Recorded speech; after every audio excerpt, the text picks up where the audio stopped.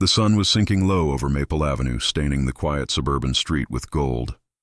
From afar, everything looked calm. The trimmed lawns, the picket fences, the hush of a small American neighborhood. But behind one cracked sidewalk and a chipped white porch, the silence broke with the sound of a sob so small and trembling it could have belonged to the wind. A little boy stood there, clutching a worn-out teddy bear, his eyes red and swollen, his voice breaking through the stillness. "He hit my grandma," he whispered. And those words carried enough pain to shatter the calm of the world. If you believe that no child should ever cry out of fear, that kindness and courage can still change lives, please take a moment to like this video, comment, share, and subscribe to Silent Stories, where we remind the world that compassion is the strongest kind of power. The boy's name was Ethan, just 6 years old. His hoodie was strewn with dust from where he had fallen running down the steps. Behind him, sitting weakly on the porch, was his grandmother, Clara, her soft blue dress torn at the shoulder, a bruise darkening one side of her face. She held her arm and tried to hide her pain from him, but she couldn't hide what had already happened. At the doorway stood a man, tall, red-faced, and half-drunk, holding a beer bottle, glaring at the boy as though he'd spoken a forbidden truth. His name was Ray. He wasn't family, just someone who'd promised to help out after Clara's husband passed away. Instead, he brought anger, control, and pain. Ethan ran out of the house that afternoon barefoot, his small hands clutching the teddy bear his grandmother had sewn for him when times were better. He didn't know where to go. He only knew someone had to help. His tears fell onto the concrete as he stumbled down the front path. And that's when the rumble came. The deep, thunderous growl of engines filled the air, breaking through the stillness like a storm rolling in. 6 motorcycles turned the corner, glinting in the sun, roaring closer until they stopped right in front of Clara's house. The man leading them was hard to miss. A tall, broad biker with a salt and pepper beard and tattoos curling down his arms like old battle scars. The words Hell's Angels were stitched across the back of his leather vest, and under that, a smaller patch that read RL, CHLs. His name was Reed, the kind of man whose very presence silenced noise and stirred something raw in the air. When he saw the boy crying by the steps, he killed the engine, swung his leg off the bike, and crouched down. "Hey, buddy," he said softly, his growly voice carrying both warmth and weight. "What happened?" Ethan didn't answer with words at first. He just pointed toward the porch, toward the trembling old woman sitting on the step in the standing above her, bottle still in hand. Reed's jaw tightened. Inside him, something familiar and painful sparked. He had seen this kind of cruelty before in his own past, in his own home when he was too small to do anything but cry.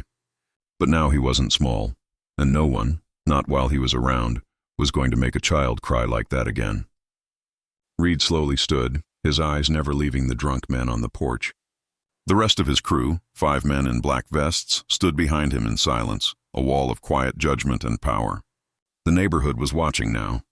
Curtains fluttered, doors cracked open. Everyone could feel what was coming.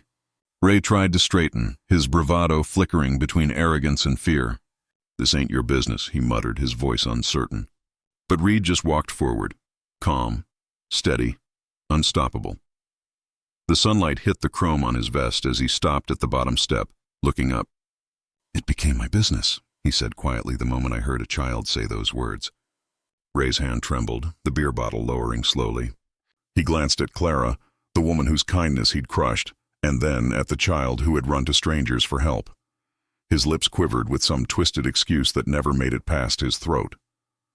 Because in that moment the truth stood before him, not in words but in presence, a line of men who had once been broken, but had rebuilt themselves into shields for others. Ethan stood behind Reed, still clutching his teddy bear, watching the men who had heard his grandma shrink for the first time. Reed didn't need to raise his voice or his hands. The weight of what he represented, justice, protection, brotherhood, was enough. He leaned closer to Ray, voice calm, but cutting. "She doesn't need your help anymore. Pack your things. You're done here." Ray backed up a step, then another. No one stopped him when he stumbled inside to grab his truck keys and drove off down the street. The sound of the engine faded, and for the first time that day there was peace. Reed turned back toward Clara. He knelt again, this time beside her. She tried to smile through her pain. "You didn't have to," she whispered. "Ma'am," he interrupted gently. "No one should ever have to live scared." Not you. Not him. His voice broke just slightly as he looked at Ethan. Then he motioned to his men, who stepped forward quietly, one of them offering a water bottle, another taking out a first aid kit. Neighbors watched as a group of men society often called dangerous showed more tenderness than the world expected. They checked on Clara, called for help, made sure she was safe. When the ambulance arrived, Reed stayed behind with Ethan, sitting on the steps, talking softly while the sun lowered into the horizon. The boy finally smiled. Just a small, fragile smile, but it was enough to make Reed's throat tighten. As the paramedics helped Clara into the vehicle, Ethan ran to Reed and hugged him tightly around the arm. "Thank you," he whispered, clutching his teddy bear. Reed looked down at him and simply nodded. When the ambulance pulled away, the bikers mounted their motorcycles again. But before Reed started his engine, he glanced once more at the house, at the little boy waving from the porch, at the old woman safe inside. He didn't say it aloud, but the thought echoed through him. Sometimes the loudest acts of kindness are done by those the world least expects. He revved his bike once, the roar echoing down Maple Avenue, not as a threat, but as a promise that kindness still rides where it's needed. If this story touched your heart or reminded you that strength and compassion can come from the unlikeliest people, please like, share, and subscribe to Silent Stories, where real courage begins with simple kindness. Before you go, comment below. What would you have done if you heard a child cry those words? Because sometimes one person's courage can change everything.